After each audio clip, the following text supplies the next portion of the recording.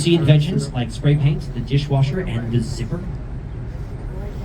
Where would we be without the zipper? But I think the real important part about the fair was that all those millions and millions of people, they went home after the fair across the country and the world, raving about this beautiful newly rebuilt city called Chicago, right here in the middle of the United States. So that fair really put Chicago on the map for the first time as this world-class city that people knew about across the globe.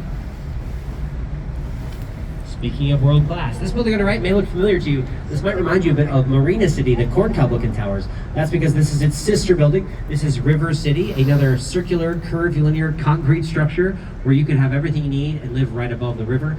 Built by Bertrand Goldberg, same architect as before. There's a daycare center on the first floor. What an amenity that is. There's a lovely marina for your personal boats right underneath the building. Lots of great stuff. Again, another Bertrand Goldberg building. This one, I think, always kind of reminds me of the Jetsons. But straight ahead of us, we have now reached the Chicago royal family. We've got the Queen, the Sears or Willis Tower, that very tall black box building with those big white antennas. And then we have the Princess, 311 South Wacker, that pink granite building with the huge barrels at the top, these sort of crown-like barrels. And then we have the Lady, the Chicago Board of Trade building over there on the right, with the statue on top. Starting with the statue building. That is the Chicago Board of Trade building. It's another great example of the Art Deco style.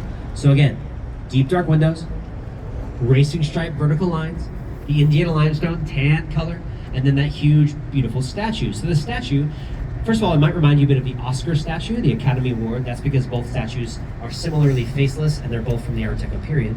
And that statue, though, is of Ceres, the Roman goddess of agriculture. Ceres is on there because they used to trade agricultural commodities on the floor of the building back in the 1930s.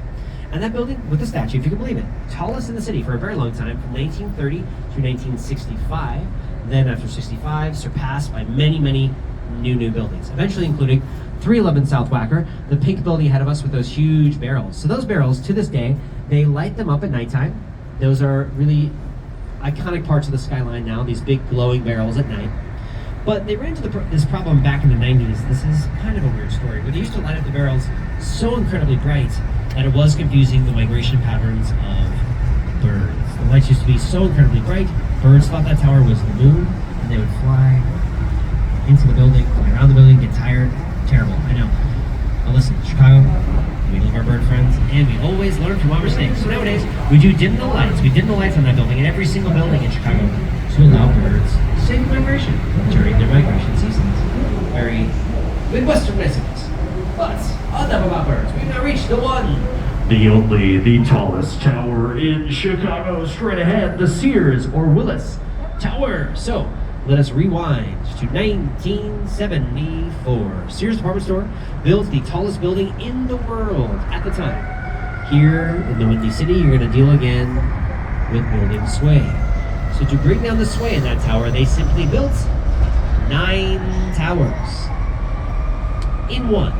3 buildings by 3 buildings in a grid. The concept is called bundled tubes. You can think of it like bundled towers. So each tower within the tower is a perfect square, and then you bundle all these different towers together, shorter to taller.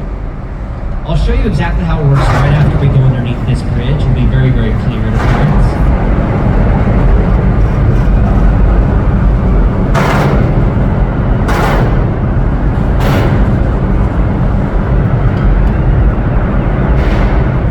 So,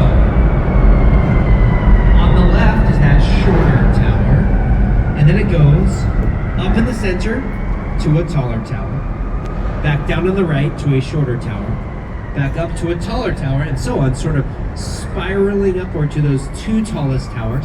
And that simple design braces the entire building against the wind. Now that design was by the team of Bruce Graham and Fazlur Khan. Highlighting Fazlur Khan, he was a structural engineer originally from what is now Bangladesh, who totally kind of changed skyscraper building with that bundled towers idea. So a very important guy from Bangladesh, Fazlur Khan. And that was the tallest building in the world at 1,451 feet, 442 meters, 110 floors, tallest in the world for 24 years. Now currently the tallest tower tower in the world is called the Burj Khalifa. The Burj Khalifa is in Dubai. The Burj Khalifa in Dubai stands at over 2,700 feet tall, so it is nearly 2 Sears towers stacked on top of each other. Yes, it is very tall. But if you've never seen it before, the Burj Khalifa in Dubai actually looks a lot like the Trump Tower in Chicago. It's got these spiral patios. It's just double the size because it was designed by the same architect, Adrian Smith, who is from Chicago. So, full circle. So that's why in Chicago we like to say that while we no longer have the world's tallest tower, we do still have the world's tallest architect. Very cool. Now the Sears Tower or the Willis Tower. 2 names? What's going on? This is confusing. Okay, so Sears left. Sears left the building in the 90s. And then the naming rights came up to be rented in 2009 when they were rented by Willis for $1 million a year. Willis is an insurance brokerage firm, which is why nowadays it's on all the maps, right? That is technically now called the Willis Tower. But hey, Chicagoans, they're stubborn, they're nostalgic. So if you ask a true lifelong Chicagoan, what's the name of this very tall tower? They're probably going to yell at you that is the Sears Tower. And I don't want to hear this other name. Believe me, this is important. But in case it is confusing, again, Sears Tower and the Willis Tower, that's always the same building. Now, my favorite fun fact about the Sears Tower, though, is that it has been successfully climbed 2 times. The first person to climb it was an American. His name was Dan Goodwin. Dan Goodwin climbed it wearing a Spider-Man costume. He used suction cups. And the second was a guy from France. His name was Alain Robert, who climbed that building using no equipment. He was called free soloed the face of the Sears Tower with his bare hands, using just the window ledges, and he did it in a little over 1 hour. He really did, in 1999. So for that, we call him the French Spider-Man, and we also call him Nuts. Now both men, they made successfully to the top of the tower, and they did make it back down successfully. Please don't worry, because both men were unfortunately successfully arrested at the top. So yeah. Historically, it's never ended well to climb that tower, so I always tell people, it's not my recommendation to you. So any kids out there listening to me, hey, don't climb towers. Moral of the story. Now I want to talk about a Chicago nickname that I already mentioned today, but I'm sure you've heard it before today. That is, of course, the Windy City. The Windy City. Now while we do get some wind here, Chicago was actually originally called the Windy City in the sense of Chicagoans being long-winded or kind of boastful.